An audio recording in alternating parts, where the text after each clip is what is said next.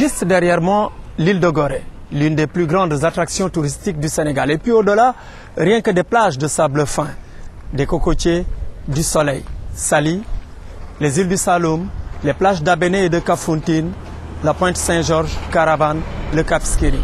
Et puis là, devant, la Grande Côte, Kayar, Saint-Louis et ses vestiges. Vous avez donc compris que c'est de tourisme que nous parlons ce soir.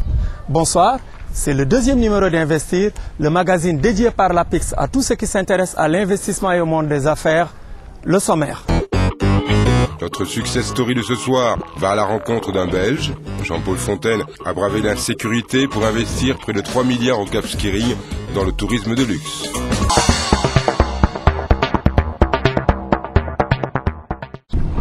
La rencontre entre Jean-Paul Fontaine et le Cap Skirring aurait pu être une banale histoire de rencontre entre n'importe quel investisseur de la planète et un bout du monde duquel il serait tombé amoureux. Je suis venu en vacances avec mon épouse et mes enfants en 1993 aux vacances de Pâques au Club Méditerranée et je suis littéralement, j'ai descendu les escaliers menant à la plage. J'ai traversé ces magnifiques plages, je me suis rendu les pieds dans l'eau et j'ai immédiatement dit à mon épouse, c'est ici que je veux vivre, je vais vendre mon entreprise et je vais venir investir ici. Et si cette histoire n'est pas banale, c'est parce que l'endroit où elle se déroule ne l'est pas moins. Il s'agit de la Casamance, une région considérée à tort ou à raison par beaucoup d'investisseurs comme un endroit où il n'est pas sûr de placer aujourd'hui son argent.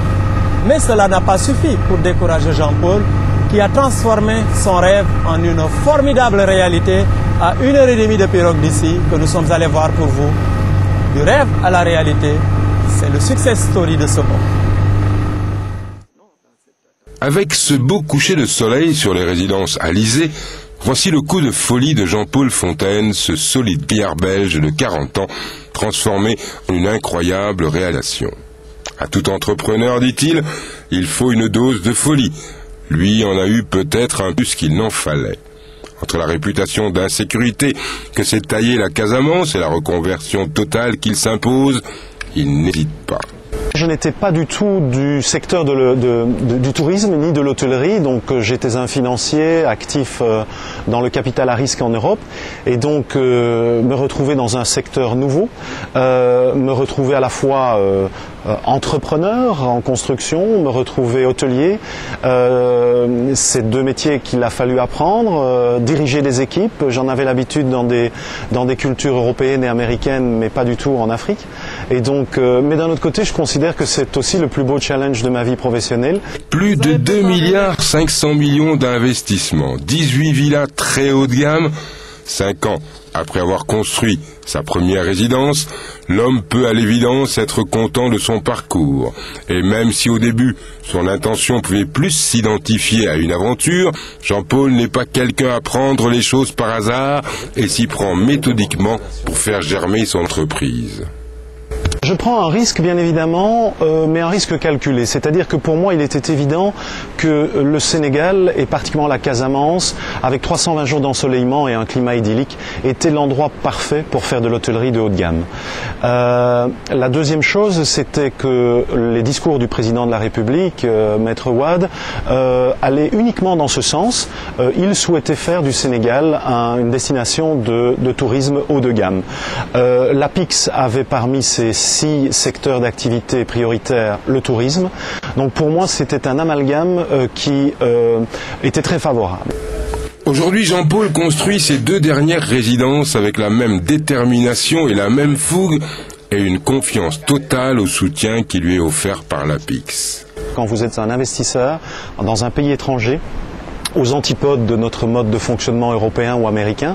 Et je pense que savoir qu'il y a une structure qui rapporte à la présidence de la République, qui est une structure hyper professionnelle, qui a d'ailleurs l'agrément ISO 9001 version 2000, je pense que pour un investisseur c'est du pain béni. Ce matin, il réunit de nouveau son staff, un véritable rituel ici. Depuis 5 ans, il en est ainsi. C'est ici que se règlent tous les détails de la journée.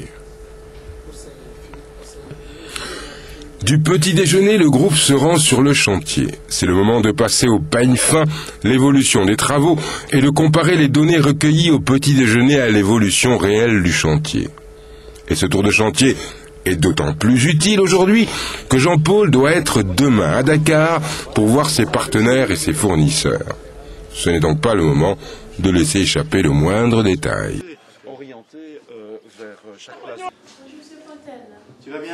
Parmi la quarantaine d'emplois fixes que son investissement a permis de créer, celui de Florence. Elle est assistante. Vous pouvez découvrir ici le planning de réservation des villas de notre hôtel. Et comme vous le constatez, la saison s'est bien déroulée et nous arrivons au mois de mai. Il n'y a plus aucune réservation. Ce n'est pas parce que notre hôtel est fermé, c'est tout simplement parce qu'il n'y a plus aucun avion qui dessert l'aéroport international de Cap Skirring. Mais tout n'est pas encore complètement rose pour Jean-Paul. L'homme a encore quelques inquiétudes et en appelle aux autorités. Je trouverais logique que ça fasse partie de la procédure de suivi d'un projet APIX, c'est que l'investisseur qui respecte ses engagements, voire comme moi qui les dépasse largement, eh bien devrait se voir octroyer automatiquement un véritable titre foncier comme la plupart des autres pays touristiques les offrent à leurs investisseurs. Après Jean-Paul et le club Méditerranée, qui exploite depuis plus de 20 ans l'un de ces villages haut de gamme les plus réputés au monde, Cap Skirring, avec l'une des belles plages de la planète, ne demande qu'à accueillir de nouveaux investisseurs. En attendant, l'audace de Jean-Paul commence à porter ses premiers fruits.